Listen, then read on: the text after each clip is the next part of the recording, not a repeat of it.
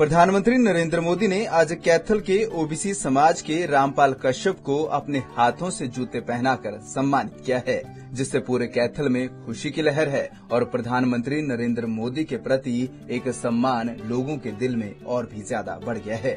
रामपाल कश्यप कैथल के गांव खेती गुलाम अली के रहने वाले हैं और मजदूरी करते हैं। 2011 में इन्होंने प्रण लिया था कि जब तक देश में भारतीय जनता पार्टी की बहुमत वाली सरकार नरेंद्र मोदी के नेतृत्व में नहीं बनती है और जब तक इन्हें खुद नरेंद्र मोदी प्रधानमंत्री बनने के बाद खुद मिलते नहीं हैं, तब तक वो पांव में जूते नहीं पहनेंगे और नंगे पांव ही रहेंगे। लोगों ने इनका मजाक उड़ाया कि गरीब मजदूर को इतने बड़े लोकतंत्र का प्रधानमंत्री क्यों मिलेगा, परंतु प्रधानमंत्री कार्यालय तक जब यह बात पहुंची तो देश के प्रधानमंत्री नरेंद्र मोदी ने सम्मान के साथ इन्हें बुलाया और आज यमुनानगर में कार्यक्रम के दौरान रामपाल कश्यप को बुलाकर 30 मिनट तक बातचीत की और इन्हें पूरा सम्मान देते हुए अपने हाथों से जूते पहनाए। आज रामपाल का 14 साल का वनवास खत्म हो गया और अब वे नंगे पांव नहीं घूमेंगे और पूरे गांव ही नहीं पूरे प्रदेश और देश में उनका आज नाम हो गया है। मैं आज प्रधानमंत्री जी का बहुत बहुत धन्यवाद करता हूं कि उन्होंने आज मेरे पाँव में जूते चप्पल डाले हैं। आज कैसे हुआ, क्या था पूरा माजरा जो आपकी जो? मेरे को 14 साल हो गए थे जी, अपने पाँव में जूते चप्पल नहीं डाले थे, तो मेरे को अशोक गुर्जर जी लेके गए वहाँ पर और वहाँ मेरे को जूते चप्पल डलवाए गई थी। तो प्रण क्या था आपका? प्रण क्या था? मेरा प्रण ये था कि भी जब लग पूर्ण बहुमत से जी बीजेपी की सरकार नहीं आएगी, मैं जब तक अपने पाँव में जूते चप्पल नहीं डालूंगा। तो आज प्रधानमंत्री से मिले, क्या बातें हुई, क्या कुछ? आज प्रधानमंत्री जी ने मेरे को पूछा कि भी आज आप कैसे फील कर रहे हो। मैंने कहा जी मैंने बहुत खुशी का ठिकाना नहीं है कि आज मेरा पूर्ण हुआ है जी आज मेरी।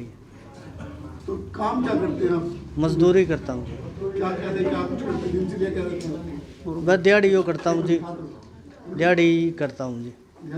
हाँ जी। तो मुश्किलें तो काफ़ी आती होगी? हाँ जी, मुश्किलें तो आती हैं जी। फिर मेरा मजाक भी बहुत उड़ाया गया कि भी ये तो पागल ऐसा ही घूमता रहता है, तो मैंने किसी की नहीं सुनी जी। तो बीजेपी में पता है आपको? नहीं जी, जो 2010 में थे ओबीसी मोर्चा का था जी मेरे पास। हाँ जी, ओबीसी मोर्चा का। पार्टी के लिए संघर्ष कितना रहा आपका और प्रधानमंत्री से मिलना कैसे हुआ? प्रधानमंत्री से मिलने के लिए मैं रेखा शर्मा जी का बहुत बहुत धन्यवाद करता हूँ, उन्होंने ही मेरे को मिलवाया है।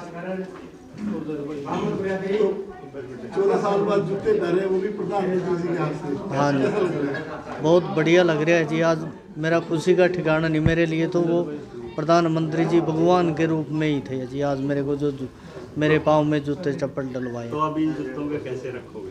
मैं ऐसे ही रखूँगा जी इनको, जिस तरह से भगवान राम की खड़ा हो रखा। हाँ जी, कैसे रखोगे? बस जैसे भगवान के खड़ाऊ रखे हैं मैं ऐसे ही रखूँगा इनको जूतों को जी। अब तो जूते पैरों के नंगे पैर तो नहीं घूमोगे? नहीं जी नहीं, अब प्रधानमंत्री से क्या बात क्या कहे आप? वो बोले भी अब तो निकालेंगे ना, अब नहीं निकालूंगा जी। तो ये मन में कैसे आ गई? बस जब लाल कृष्ण आडवाणी जी प्रधानमंत्री का वो इलेक्शन लड़ रहे थे जी, उस टाइम एक कांग्रेस का था, बोलिया भाई चाहे तो जूते चप्पल काट दे, नहीं मैं काट दूंगा सारी उम्र। तो उसके साथ मेरी शर्त भी लगी, भैया अब की बार जब बीजेपी की सरकार आ गई तो मैं गांव छोड़ के भग दूंगा।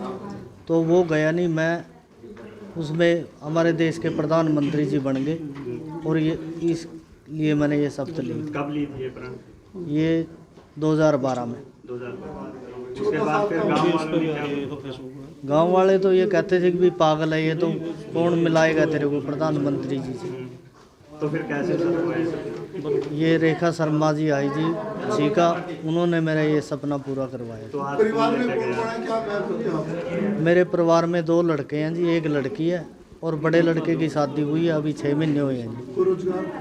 रोजगार तो यही है जी, मजदूरी ही है बस। प्रधानमंत्री का यह सराहनीय कदम इस बात की मिसाल है कि पंक्ति में खड़े आखिरी व्यक्ति को भी इस तरह से वे सम्मान देते हैं जैसे किसी व्यक्ति विशेष को दिया जाता है।